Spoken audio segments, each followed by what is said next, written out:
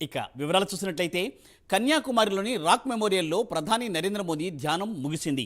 45 గంటల దీక్ష చేసిన ప్రధాని నరేంద్ర మోదీ ఈరోజు మధ్యాహ్నం 3 గంటలకు తమ దీక్షను విరమించారు. దీక్ష ముగిసిన అనంతరం ఆయన ఢిల్లీకి బయలుదేరి వెళ్లారు. ఇక ధ్యాన సమయంలో ప్రధాని కొబ్బరి నీరు, ద్రాక్షరసం మాత్రమే అల్పాహారంగా తీసుకున్నారు.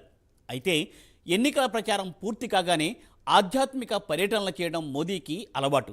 2014 ఎన్నికల ప్రచారం పూర్తి కాగానే మహారాష్ట్రలోని ఛత్రపతి శివాజీ మహారాజుకు సంబంధించిన ప్రతాప్గఢ్కు వెళ్లారు మోదీ.